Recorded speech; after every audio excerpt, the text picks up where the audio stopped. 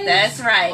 But they're not for place. you. So you got to be real careful about people from your past reaching out to you now. Perhaps people that you had relationships with, or just maybe not, sexual or anything, but maybe you just had a real close friendship with a person of the opposite sex. Now they want to talk to you again. Those kinds of things started cropping up for us because we're very open about, our relationship. We're doing different things for the Lord. We're running hard, doing stuff for marriages. People don't like that. Right. You got jealousy. You got all kinds of see stuff how out strong it really is. Hey, stranger. Exactly. Okay, now I gotta set my religion to the side and beat this girl up real quick. I think God will understand. Yeah, so that started cropping up, and we were really we're really protective of each other's feelings. Yes. So, yeah. So when a young man from elementary school, okay, don't you love it when they come back? started trying to remind me of how he liked me back in the day and all of that. At first I was like, okay, look, I was keeping it real casual, and I didn't want to cut him off like that. But my husband saw the conversation, and he felt some kind of way. Right. And immediately I said, you know what? This person's feelings is not more important than my husband's feelings. Thank you. So yes. I'm like, look, I just cut it off. I didn't even say I'm sorry. I got to just unfriend you and all of that. I was like, you know what?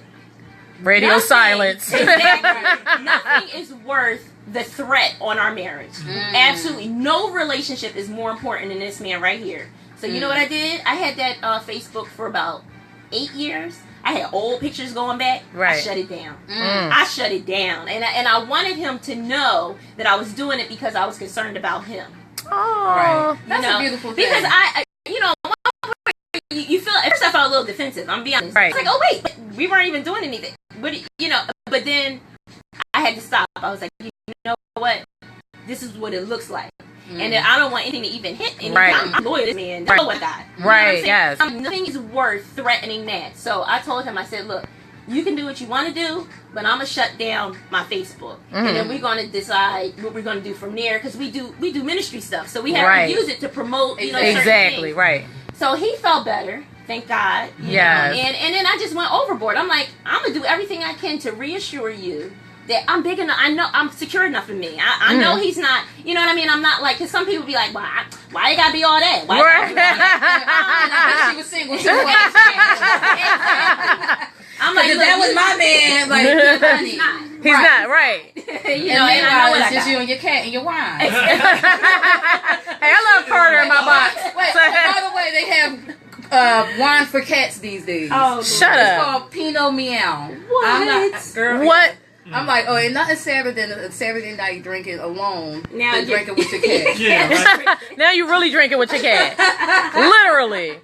Yo. All right, I have a question. So, I want to touch back on that protecting your feelings, because I'm quite sure in the line of work that you guys do, you have run into many couples who don't do that. Oh, yeah. How can you tell a couple that, hey, you have to look out? What exercises can they do? Is it like some type of exercise, or like do you just slap them around a little bit? Like, what do you do when people don't? Because that's a really big thing. Because if you're feeling disrespected, or you feel like your feelings ain't valid in a relationship, that can make the relationship go I'm glad south. you brought it up too, because I remember once I was dating someone, and I'm like, I'm going to have to stop dating you because you don't take care of my feelings enough for me. And like, even if I'm not saying that we're married or we got this deep sensual love thing going on, but I'm like, you're a little too careless with my heart. Oh yeah. And I don't think I can see you anymore. So. And that's wise that you picked up on that early before it got to the point of marriage, because that kind of thing doesn't usually get better if it starts out that way before marriage. So you're building a good marriage before you're actually married. I know we're gonna be the bomb. Yeah, right. We're gonna be a little power couple, right? So that's true. So to address your question, what we do is we shed light. A lot of times people don't realize that they're doing what they're doing and why they're doing it. Okay, so people just react, and then things blow up and fall apart, and they don't. They're like, in the wreckage, like, what happened? So we slow that process down and give information. So one of the main things is that men and women are wired differently. Women are wired for love and security, and men are wired for respect.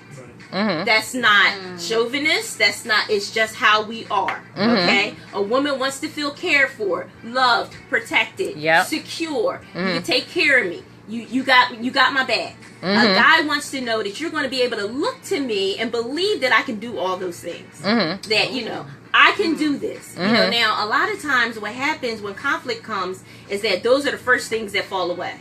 Right. We start disrespecting our man. We start wagging our head and telling him all about himself and how his shortcomings. Right. That looks like disrespect. That's being translated to him as disrespect, and which translates to lack of love. Okay, that's how we feel loved in those ways. Those like our love languages. Okay, so when that happens, now he shuts down and he's not giving the woman love. So now she's not feeling love. You know, he's not saying the compliments. He's not, buying you presents. He's not taking you out because you're in this conflict. Right. So once you shed light on the dynamics of what's happening when you're in an argument, people say, "Oh, I didn't even realize that was going on." Okay. Right. And then they're more open to now hear what's the next steps. Okay, now how can we do what can we do to change that dynamic? Right. That's it. And another part of it is, to answer your question, it's about focus. I mean, when you're focused on your mate, you worry about their feelings. Yep. It's just like most men love cars. So if their car is rattling, they're going to go figure out what's wrong with that rattling. Yeah. If my wife is rattling, I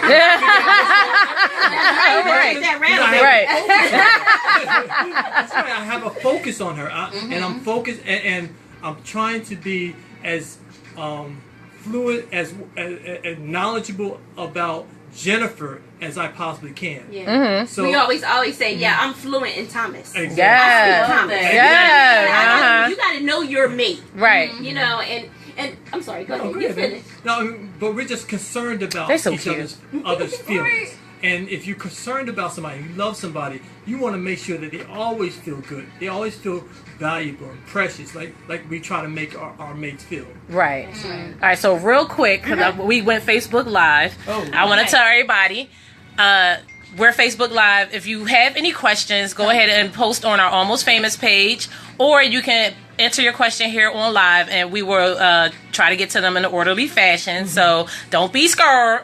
Let me know if some of your questions are getting answered. If you have anything you want to say, any comments and remarks, or you go to Blazer 2 or single. Yes. Yeah. Like Kiki saying. I'm taking notes now. Like, let me get my look, she got her little notebook out. Look, she got a little notebook out.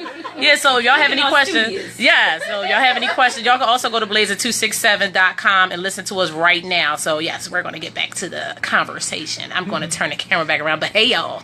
One of the things that I've heard too, especially like in the black community, don't put it on me. I'll have them all in my makeup. Okay. To answer the question I had, I'm like, no, I don't have on any eyelashes. I look like a burn. Beautiful. You your worth. Okay, you're beautiful, and your beauty comes from the inside out. All right. See, I'm already thinking of like when I get my husband, I'm going to come to you guys and do that. I want you to do that. I'm so coming. Like even before the marriage, because we got to make sure we good. Because I'm like, we got to make sure. Yeah, you do that kind of stuff beforehand. Right. You don't do it after. I think a lot of people wait till they're into exposure. It's like, something smoke was about. Yeah. It's like, that's why I already went on. Yo, we go to counseling almost every 3 months or so. Yeah. Because we want to keep it good. I mean, okay. That was my main thing. I told her, I said, when we get married, we're going to continue counseling, because you have counseling before you get married. But we're going to continue counseling as long as we're married, because we always want to have somebody else bigger than us pour into us. And sometimes you're off. Right. And you don't know you off. Right. You don't hear it from your mate. Right. Sometimes you just can't hear it from So that's really important. And that answers one of the things I had written down too, because there was a marriage counselor I saw once on like the CBS morning show, and she was saying that She's saying that she and her husband does like an annual evaluation, almost like how like your job pull you to the side and here's your evaluation before we give you a raise. What you did wonderfully this year. And here's your not so strong points, and like in this category you might get a 3. Like that is 100% correct. And I always thought that was something I would like practice too. Like maybe on our 1-year anniversary we'll go out to dinner, like make a whole little business dinner, have our notes and everything, and that way and you can say the things that maybe you don't have time to say or that you forget to say throughout the year, like some of your wins and some of even the small ones, like that morning when you helped me with the baby, I appreciate that. You know what? We love help with the baby, or a little more confidence. That'd be a little nice. Like if you told me I'm pretty a little bit, I would like that. Yes. So and I think that that's you guys are doing something similar. I like the fact that you guys check in with each other on a more frequent basis too. Every 3 months. I think that's awesome. But even that's with the counselor, outside counselor. Right. We check in with each other like on a weekly basis. Right. We take our walks in the neighborhood. We hold hands, and we it's a couple things we do during that. During that time, we check in with each other. We say, how am I doing? How am I doing? Is there anything I could work on? Are you feeling loved? Are you feeling, am I overlooking anything? You guys restoring my faith. Right. Like, because I had that same sentiment, you just start getting irked. Like, you know what? I give up. Like, and you haven't even expressed what it is that you need. A lot of times people, us, especially as women, and I'm not harping on us women, but I've been there, so I'm just going to share with some of the lessons I've learned. We want our men to be able to read our minds. Yes. Like, I still do, and I know he can. And wait a minute. At times he can, and I know he can for real, but sometimes I'll be like... Sometimes they get it right. Yeah, they do. Yeah. And we can't rely on that. Like, we have to develop our communication skills to be able to be honest with ourselves. So sometimes we're not honest with ourselves. Right. Sometimes something can happen, like maybe you saw them look at another girl, another woman. Right. And that does something to an insecurity in you. But you don't want to say, honey, I saw you looking at that girl and that made me feel jealous. That made me feel some kind of way. That made me feel like you want me to be like her and I can never be like her. So therefore I feel some kind of way. You're not going to say that. You know what I'm saying? Right. So, I mean, I had those thoughts before, so that's why I'm saying that. But I had to get to the point where I was real enough with myself, in touch enough with my own feelings, so I could pull him to the side and be like, you know what, honey? This is going to be awkward, and I don't feel good. I'm not proud of myself for feeling this way, but this is how I feel, and you need to know it so you can address it. When I saw you looking at that girl, it made me feel not pretty. It made me feel like I couldn't be what you wanted me to be because I didn't look like her. She got your attention. I'm sitting right here and you not looking at me like that. Right. You know what? That's so true too. Because I think a lot of times we all get that. Like, and I think for me, I had to acknowledge the fact that I was feeling an ounce of jealousy. I wouldn't even acknowledge it because I wouldn't say it out loud because I'm like, if I say it out loud, it sound like I'm being petty. I'm not jealous of anybody.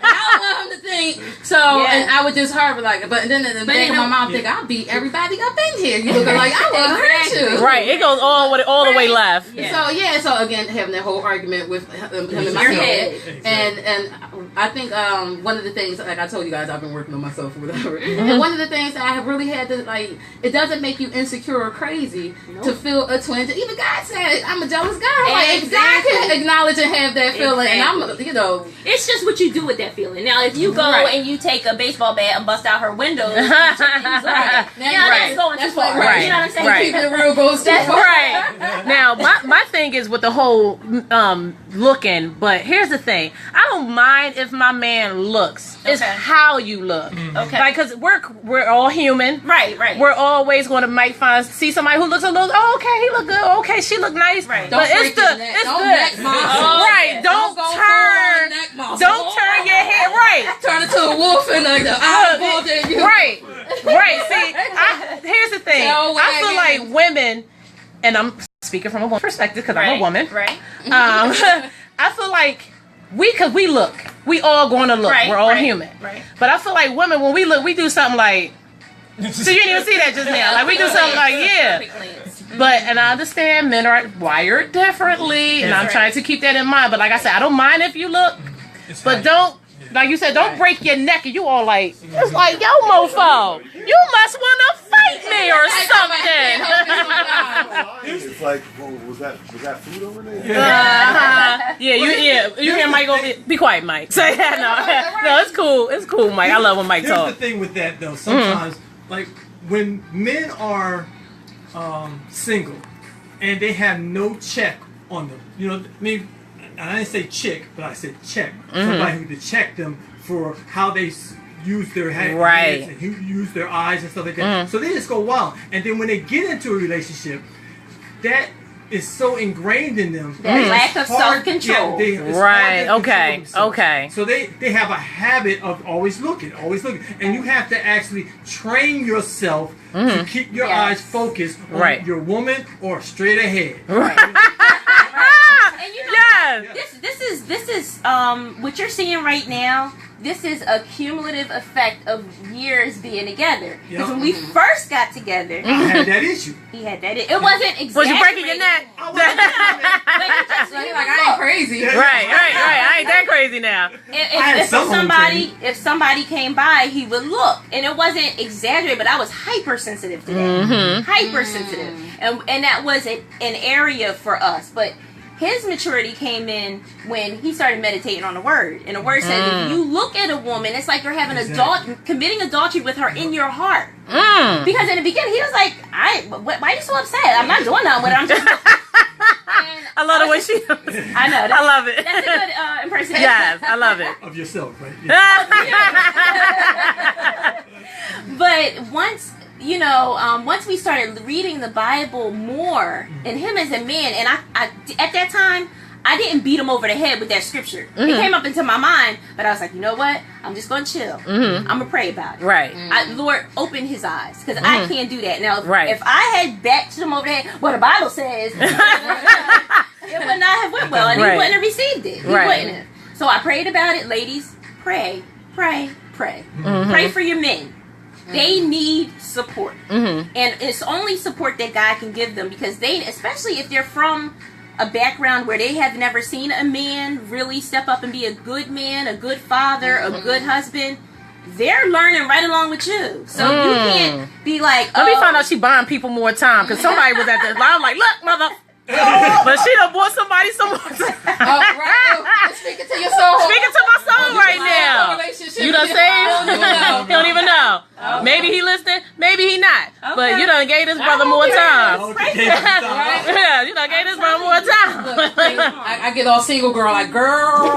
She do. No, but you know what? I always tell her, in particular to her, all my girlfriends, like, listen, I don't advise you to break up with anybody because I'm not going to hold you at night. That's true. And I can't even, like, you can give me your scenario and I can, like, you know, based on like my psych classes and stuff like that, I might be able to help you out, but I can't even tell you what I would do if I were you, because I'm not you. We in two different ways, you know. So I love. But it took her to learn that, because she was at one point in time like, oh my God, don't do that. Girl, you tripping. Okay. You crazy. All right.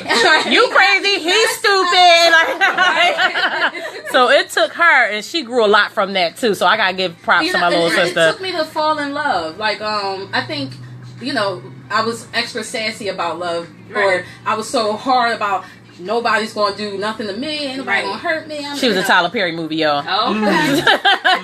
Strong, educated black woman, downtrodden black woman, waiting for Mr. Light Skin Wonderful. Yeah, but no, can't even recognize Mr. Light Skin Wonderful when you see him. I think you know, the not have been there, like especially like with her situation in particular, like I would like you gonna forget him for what? Yeah. And then I actually fell in love and had to forgive. Why do God be making you eat your words? I'm like, in that crowd, ain't you? Because if you realize that relationships are meant to grow us. They're meant to grow us. We're not meant to stay where we are. Neither of us are the same people we were when we first met each other 6.5 years ago. Right. Not at all. So during that process, God challenges us. And so many people get challenged and they run away because they don't want to change. Right. But you don't realize that God, in that process, He's fixing you. He's healing you. He's bringing bad traits out of you. He's showing them. He's bringing them up. And a lot of people, when that thing comes up, they run. They don't want to see that. You know, they want to blame everybody else for their issues. And just to get back to that, because I have to finish my story about him looking at other women. Oh, okay. Yes, please. Yes. So we were trying to say now. Right. All right. Like, why you bringing up old stuff? Why you bringing up old stuff? No, it's good. It's a good ending. I kind of do like the ending. Go ahead. Okay. So what had happened was eventually I noticed that he was getting in his word more. And all this time I'm praying because I'm like, I don't want us to argue. So I'm just going to keep this in prayer. And I'm just going to try to ignore him when his eyeballs roll around his head, right? So so eventually what started happening was, and to this day, when the first time I saw it, I was just like, Lord, did he really do that? We're in a car, and it was this attractive woman on the corner, and I saw him do this. He turned to the Stevie Wonder. He's like, it's even real. He looked the opposite way. Like, as soon as he caught a glimpse of her, he looked the opposite way. And it wasn't like he was trying to sneak a look, but he knew. He caught himself. I knew how it would make her feel. Aww. And I'm like, look, I have to be concentrated on making her feel loved, appreciated, and valued at all times. And so just Preach. his brief little moment of ogling a woman wasn't worth hurting me and devaluing me and making me feel otherwise. You know, so that's a good point for guys. Exactly. You know? Exactly. Because when I looked that way, for that split moment, it would have been, if I would have looked at that woman, she would have been looking this way for a very long time. Not looking at him. Right out the window. You're like, you know how we do yeah. That's how we Right. Like, oh, okay. So that's how you spell Winger Hockin. Oh, okay. You never looked at before. Oh, I know this house is over here. Things in the neighborhood. Right. For 5 years. Exactly. Oh, that's funny. And then guys, when they do that kind of stuff, they wonder. They say we're tripping. Well, what's wrong with you? All of a sudden, you got an attitude. What's wrong? What's wrong? You know, and they don't realize their part in that. But here's the thing with that. One thing we want to say is, a lot of times, since guys are wired for respect and women are wired for love, you cannot wait for your partner to start showing you love before you show them respect. Okay? Oh, wow. Say that again. Yeah. You cannot wait for your partner to start either showing you respect as a man before you love her, or start showing you love, or your partner starts showing you love before you respect him. Okay? And the reason why I say this is you get on what's called a crazy cycle. Okay? You want me to explain what a crazy cycle is? Please do. It sounds like a bike with 3 wheels. Okay, something like that, yeah. Going on the crazy cycle is when you're saying in your mind, well, I ain't going to respect him until he loves me. And he's saying, I ain't going to love her until she respects me. Or I'm not going to do what she wants me to do until, you know, I'm not going to do what she wants me to do until she does what I want her to do. And so it's this cycle. It's going around and around. Because it sounds like don't nobody want to give in. Nobody wants to compromise. You're both so. What's our slogan, honey? We want to say. Oh, it's better to be tight than it is to be right. Exactly. Black love. So you got to give up something. You got to sacrifice. You know, you can't be so stuck in what you want to do. Your point of view. You don't understand. This is how I was raised. Baggage. This is how I was raised. This is what happened to me back in the day. That's another thing we do. We talk about staying present. That's a good one. Staying present. Now, we both have two marriages apiece in our rearview mirror. It is so tempting. And not just marriages, but relationships, right? It's so tempting to drag emotions from your last relationship or multiple relationships and bring them to where you are now. Case in point. One time we were having a discussion. Just a discussion. Right. And I said something to my husband like, oh, well, do you really want to do that? Do you want to go there? And he said, oh, so now you telling me to do that too? Whoa! I have a flashback. I'm sorry. I'm like, excuse me? Right. I was like, I've never told you where to go ever before. Are you present right now? Like, are you present? It was that PTSD stuff. Yeah, right. I digressed. I'm sorry. Flashback. Oh, now you want, and She's like, I never told her to do ever. I'm just asking a question. So in that moment, he had to say, oh, wait a minute, you're right. I was taking that from my last relationship because she nagged me a lot about where you going, who you going with, what you doing. Right. So I'm like, honey, that's not me.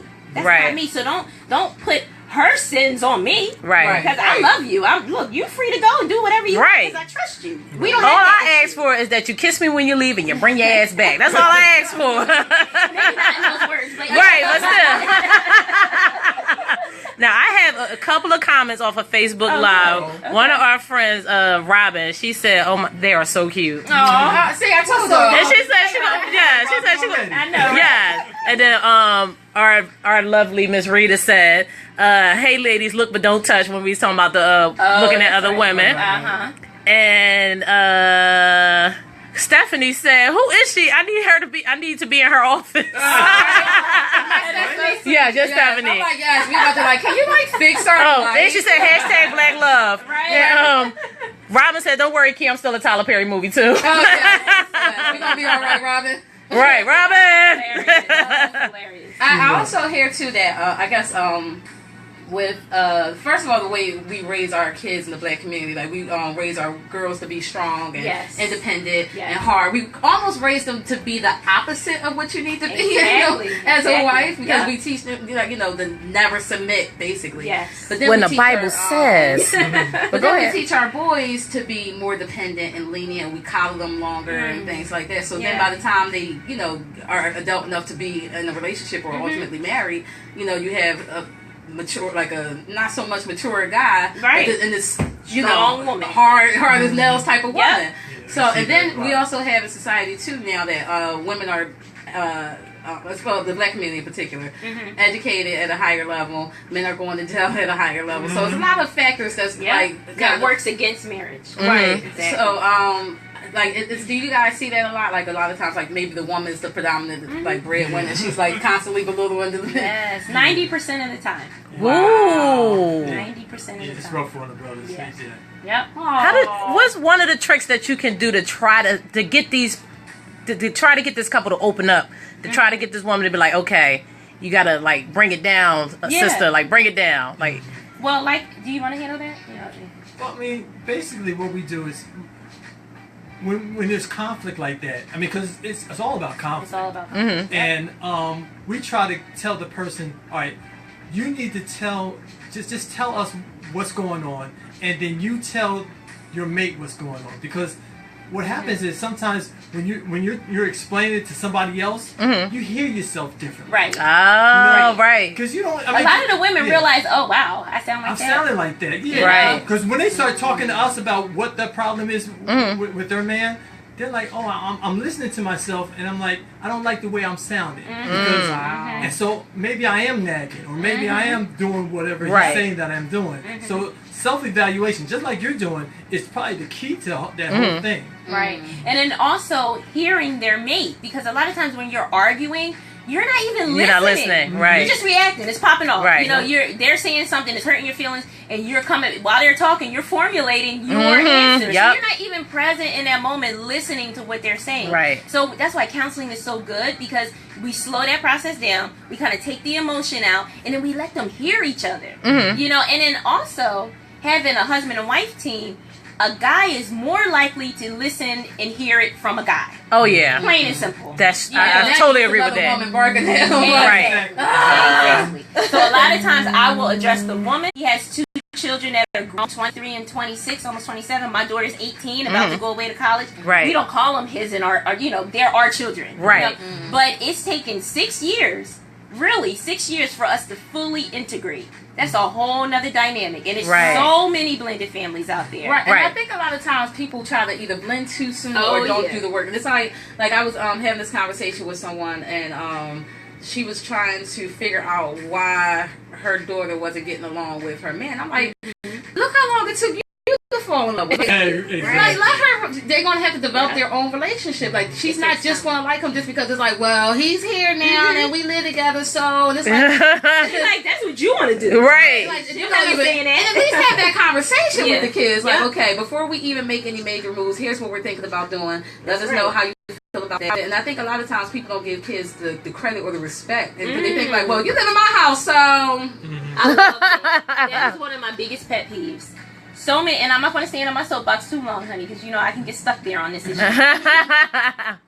Parents sometimes lord it over their children so much and treat them like possessions instead of people. Right. And they say, because you're my child, you should automatically respect me. But you, and especially in blended families, because you don't even have the background. Right. You have to earn that child's respect. You have to love on that child. And guess what? They're not going to be lovable. They are not going to be lovable because they feel in some kind of way. They mama, not with their daddy. Yep. And regardless of who you are, whoever would be in your place, they wouldn't like it because they want their parents to be. That's the ultimate dream for every kid. They want their parents to be together, whether they say it or not. That's how they feel. Even if they don't know their parent, they don't like the fact that you're not their parent. Right. You know. So. And the other part about that is that the child, you know, we're saying, well, the child you don't want the child to disrespect that parent or the other parent.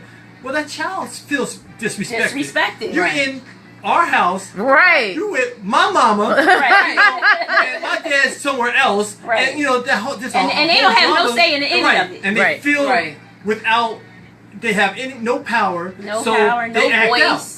True. Yeah. That's and then a it's good like, point. you're barking at them. It's like, and I'm your daddy now because I'm an adult. And it's like, there was another thing that I told her too. Like, you know, all their encounters are negative. Yeah. Like maybe he should take her to the movies, take her out to dinner. Exactly. Like, Do something positive. Like you have to pursue them. Right. You have to pursue them, and a lot of adults don't. They're too prideful to pursue a child. They're like, but I've heard it so many times. That's a child. The child's want to stay where they're gonna be, and you know, it is what it is. They need to shut up. They just need to fall in line. And guess what? It doesn't work like that. It just doesn't. You know, everybody wants to feel valuable and precious.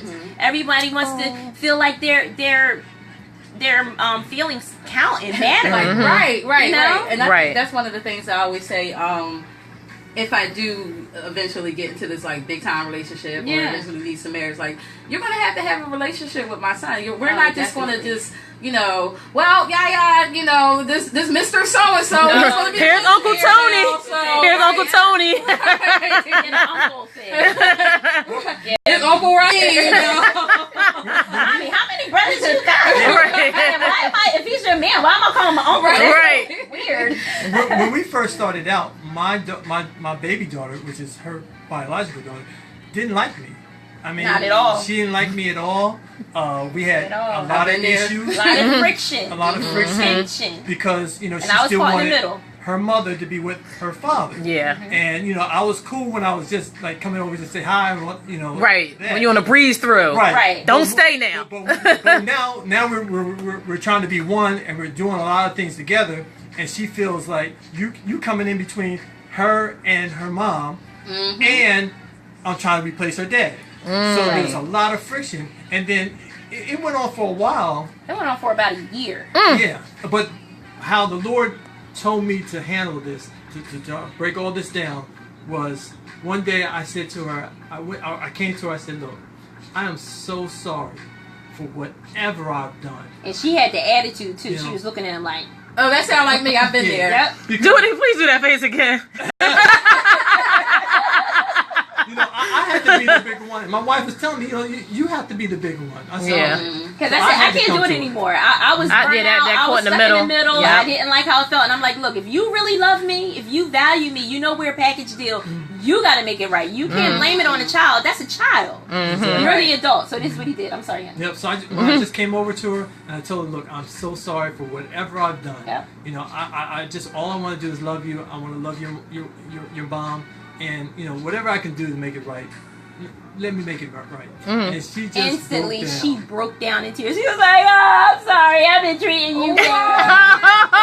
Immediately, because love overcomes all that stuff. Right. Hatred, hurt feelings. Think about it, as ladies, when we're upset and we're having an argument with our man, what do we really want him to do? We really I want him to hug me. Right. I do. I just want him to hug me. Saying hold me. Just hold me. Grab your hand, do something. But often they do the opposite, right? And that just pushes us further over the edge. Right. So our kids are the same way. They just want to be loved. They want to know that they're being considered, that their feelings matter. And when he did that, her ice just melted instantly. Aww. And that was the beginning of us all growing together. Now when people who meet us, the three of us, they think that's his biological child. She calls him dad and everything.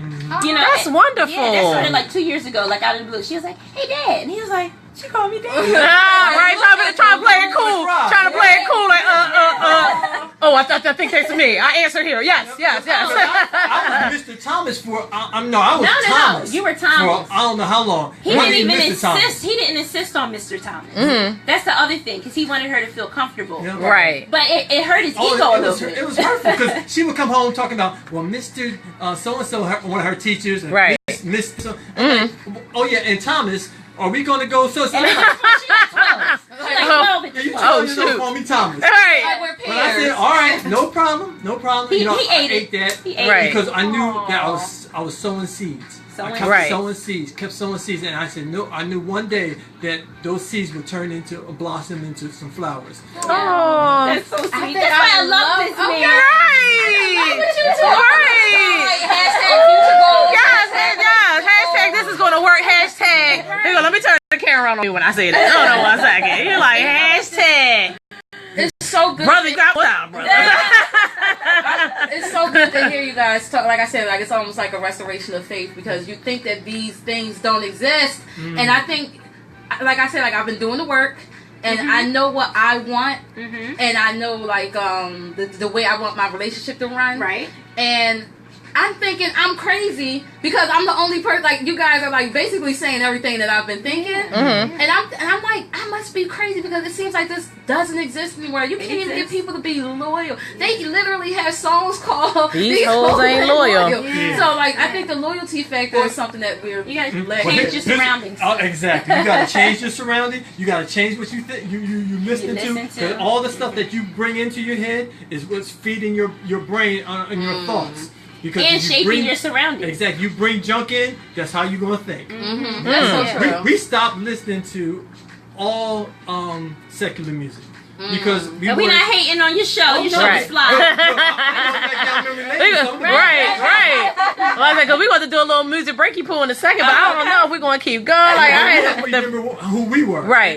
And where we was trying to go. Right. And that wasn't going to allow us to get to where we was trying to go. Yeah. That's true. You figure you listen to a lot of heartbreak songs and you'd be nursing that heartbreak. Or even, like, I used to love Jill Scott. I used to love Chrisette Michele talking about, us powerful black women and how, it's not any good men out there. And that thing is reinforced. It's reinforced. So when I met this good black man, I had to give that stuff up because that was my anthem. That was my belief system. There are no good black men. And then when I met him, I was like, oh, wait a minute. I got to do something thinking about that. That's not necessarily true. Right.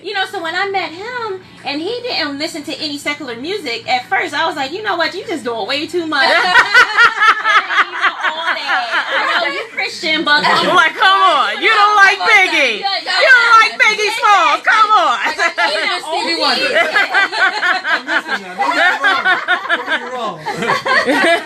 So we had that conversation. It was a little bit of a adjustment for me. But he said, you know what? We listen to stuff all day long. All day long. Not just music. But we see the news, we got negativity coming in the news. We at the job, we got negativity. We're, in our families, there's negativity. On the block, there's negativity. He's like, when I'm in my car, I'm replacing that stuff with God's music. I want to praise God. I want to see myself the way He sees me. I want to see His future for me. I want to see these positive things. I have to replace and negate all of that negativity the time I'm in my car. He's like, my car don't get nothing else but praise music. And I was like, oh. Oh, okay. I guess he told me. Right. Okay, brother, all right, well, praise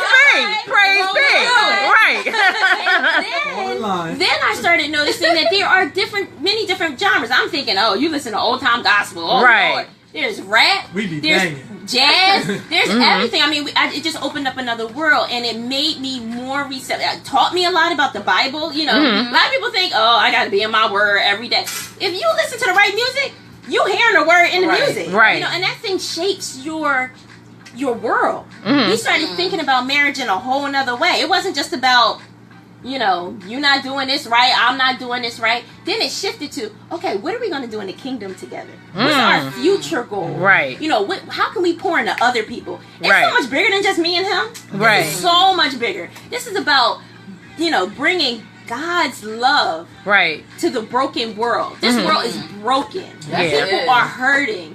People need love and reassurance and healing and all of that. So it's so much beyond. I feel like God just got us to this place where we're not stuck in this fake battle. Right. I call this a fake battle. When you arguing with your man every day, there's no reward attached to that. Right. If you win, so what? Right. Y'all still jacked up.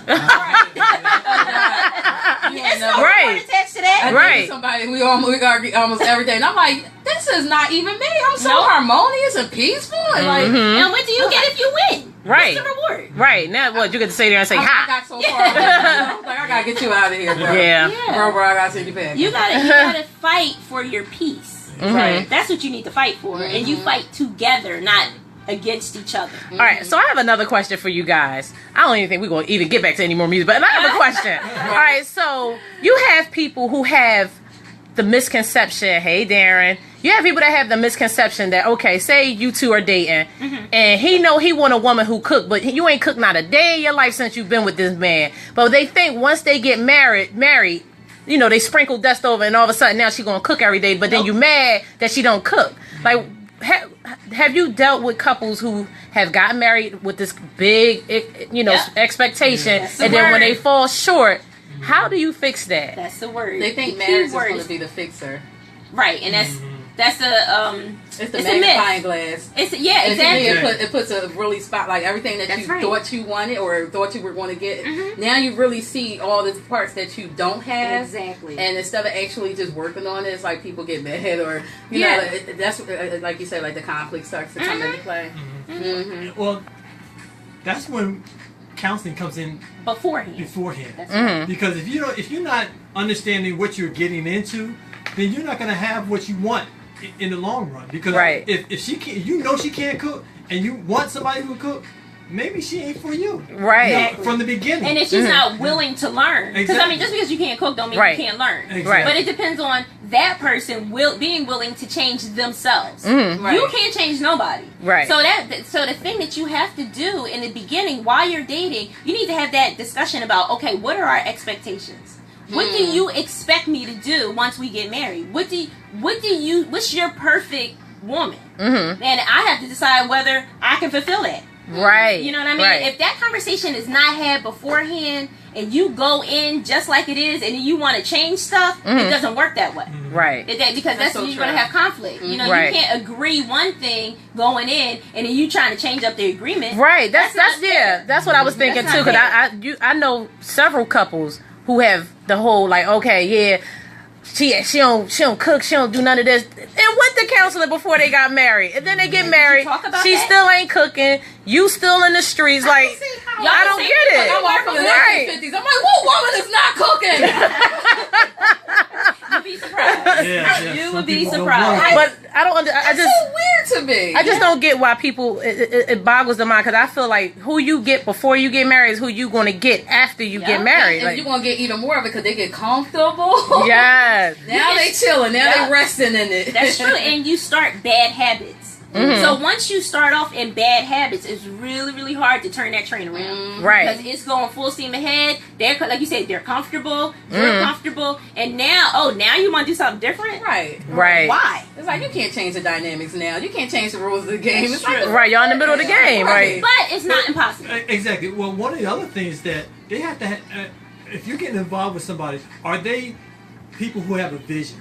If they have a vision to change or a vision to do this and better do themselves, that, you know, then if they're working towards those things, you can see somebody coming together and I can help you with your vision. Right. You know, like I always tell my guys who I talk with all the time is that you have to have a vision for your house, and if you don't have no vision you ain't going nowhere. And if you don't have a vision, how can someone be called your helpmate, help you with something that you don't have a vision to do? So they're going to be just tired of trying to figure out what you're trying to do, and you don't even know what you're trying to do. Right. So when you have a vision and people are willing to change and escalate their thinking and their ways of doing things, then you have something that you can work with. Right. Because we're supposed to be partners. But partners in what? Not partners in crime. We're supposed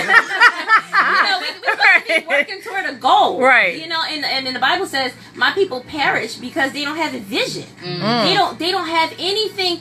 You don't have a destination. So where are you guys going to? You know what I mean? So I mean, that works in business. People do it in the business world all the time. Got a mission statement. You got a mission statement. You got a business plan. You got something to follow. But So in a marriage, you're just going to wing it. Do you have a vision like statement? Coming into a marriage, you need to have a vision statement. If you can do it out in the world, why you can't do it in your marriage? When that's the most important place that you need to have everything. Amen. Oh, my marriage is going to be the bomb, dog. Yes, it is. Hey, listen, I don't know how much time we have left. Do you have enough time to talk about anything else? Oh, yes. Go ahead.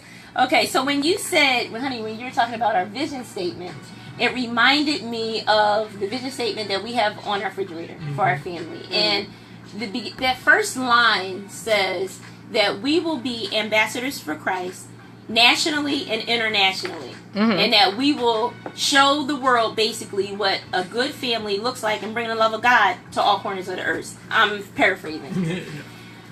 But that brings me to this amazing opportunity that just came our way last week. Was it last week?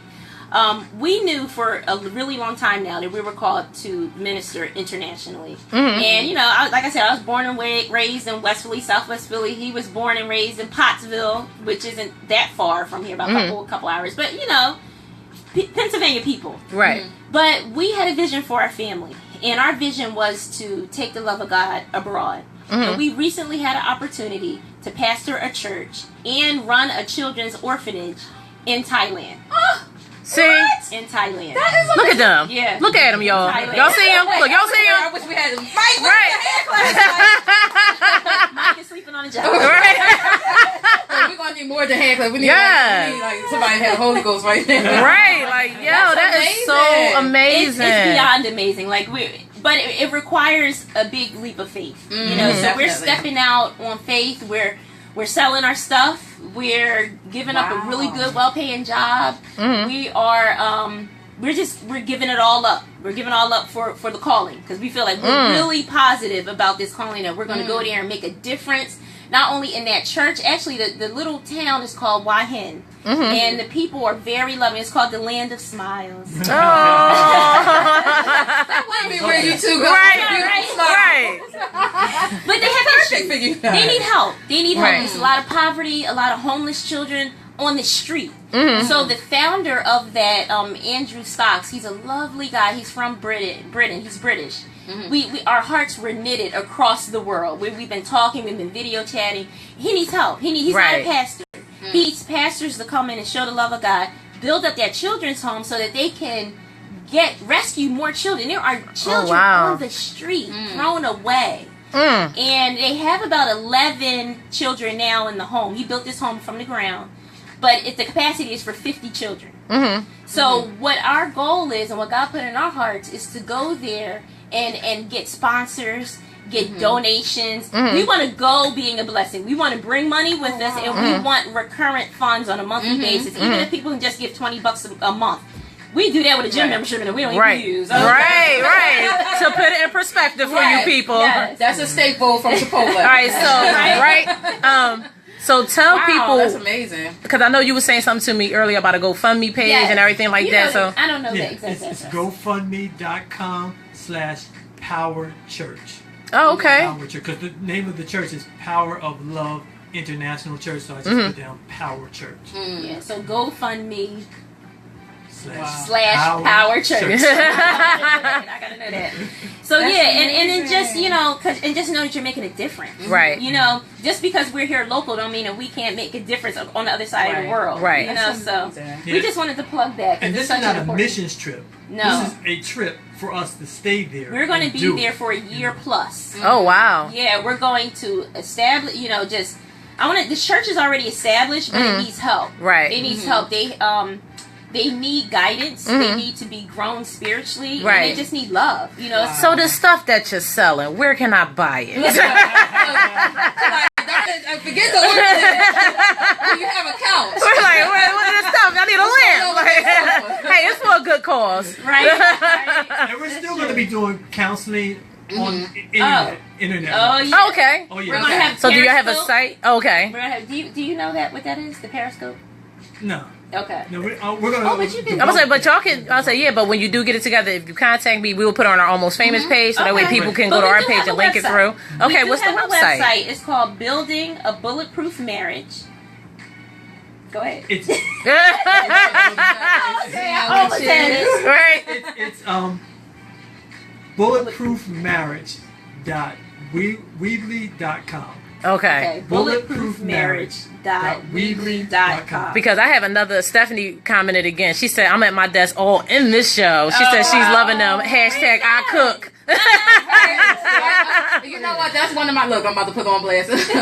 But that's one of my bestest friends. We've been best friends since Yeah. We've been best friends since we were like 11. So we like pretty much grew up together and became women. You know. Yeah. And I think we're both in that weird space where like it's like, okay, girl, we getting a little bit too old To be playing this game. Right? I'm You're not old at all. You're not old at all. What are you, like, 28? Oh my God, I love you so much. Look, Darren back there. Right there, Larry. Yes. Like, We love Darren. Hey, Darren. Look, everybody, look. There he is. Right. There he Wait, is. that's the single guy. We Yes. had a show. We had he was actually like he was married and he was a deacon. Okay. So he had like the married man's perspective, nice. and Darren And Darren had the single man's perspective. Oh, that show was so much fun. Both. And I kept saying married man, and the T would go like this. And I say single man. He was like, Too much. That's But, funny. But what we just wanted to tell you, though, if you go to that website, the bulletproofmarriage.weebly.com, right? You can sign up for couples coaching. Okay, so that's something that we do. That's something that we offer. We can do it via conference call. We can do it via video chat. I'm going to put it up right now on the so Facebook that's Live. really important because there are people who need help. You know, you guys need help. If you need to determine whether you should stay where you are or if you want to head toward marriage and you want to know how to prepare, let us know. And right now, it's really low cost, like really low cost. Right. Okay? So before we blow up, So bulletproofmarriage.weebly.com. Okay. WEEBLY.com. because really we do it out of the love of our hearts. We've been there. We've been in those places where we were struggling, where where we just didn't like who we turned into those relationships, and we knew that it was better. And now that we got to the better, we want to help other people get there as well. So That's it. Go ahead, Okay, us there up. it is. So when you guys go to Thailand, could you like call in? Like we'll set Oh, up yeah. Yeah. Definitely. That would be great. Okay, cool. We want to keep you guys posted. Yay. cater to Right. Like I got 20 cents a day. but not necessarily Right. Oh, that'd be awesome. So, You have no idea. That's what's in the works. We're actually looking to have. We have about, like I said, the 11 children. We're going to be. That's on our website. That's on the website that you're creating, so that people can actually. I mean, just like I said, just $20 a month goes so far because their cost of living is low. So I mean, if we even did the math, we said, you know, they're running at a deficit right now, both places, the church and the home, but it's like $1,000 deficit.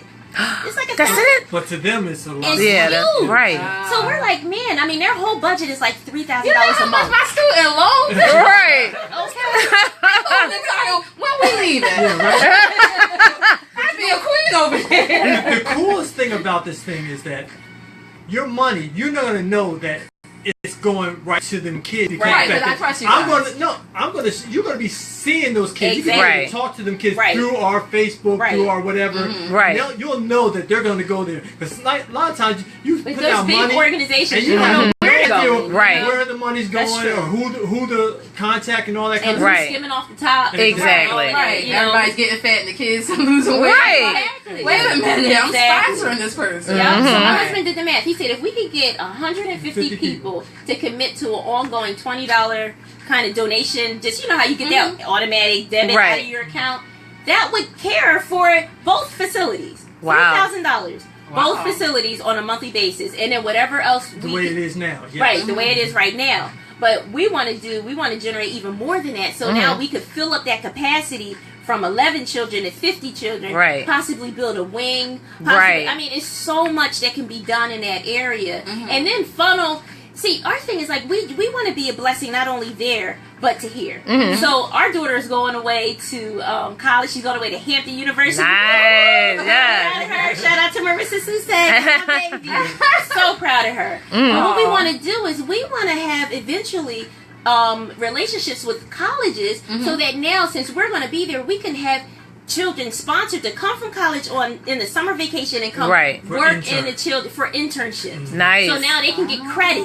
They can go to a foreign land. They can be around us, so they're not totally. You have an 18-year-old daughter. Yeah, but she's not leaving until next school year. Well, I'm just saying. Like, I'm just thinking established by okay. Yes. Like, okay. I think Naja would love to do something like that. I know she would. And know that she's in a safe place. Yeah, you know? I trust you, Jen. And we're going to take that model to other countries as well. So that's why we're going to be international. We're going to be going to different companies, countries, Central doing America. the same exact thing. Africa. Wow. I mean, we want to, because there's so many people that are in need. You know, there's so many people that need the word of God to see better, to get out of poverty. Right. You can't achieve anything until you can see it. And if you're blinded by poverty and disease and homelessness, you can't even hear the word of God. You know, you need to meet people where they are, so that they can get to somewhere better. So, you know what? I need to thank you guys for coming in. We enjoyed this so I know. much. We had to say goodbye to y'all, but yeah, we gotta say goodbye to you guys. In other words, y'all got to go now. First of all, yes. Now that I got all I need, peace out. Right. But no, I do. I want to thank. Over there, like, did they get the Jordans I sent? Show me a picture of his feet. Right. I want to see a picture of his feet. But no. Yeah, that's what. And like, with us, like, we have so many kids in our family. I'm like, and a lot of times I'll end up just like getting rid of my son's stuff, and you know he got pretty good stuff. Oh my goodness! And he go to so much good. Yeah, he got all these toys, and because he's getting older now, he'll be 12 next month. Yeah. So, Wow. But it's so much I have to give away, and then I hold on to myself. They call me a hoarder. Okay. So I'm just hoarding all these things. So whenever you guys get set up, working on you know, hit us up, and that way we can start working our thing from over here. Right. So we'll start getting our things together over here on our front, so that way we can be a blessing to you guys. But yes, that would be so awesome. Yeah, I love what you guys are doing. I'm like, don't be trying to inspire me. I was trying to be wretched there. Right. That's gonna be good for the rest of the weekend. But thank you guys for coming in. Thank you so much. Everybody on Facebook Live, thank you for tuning in with us. We're going to be back. We're going to say bye to our guests, and we're going to be back. Bye, y'all. See ya.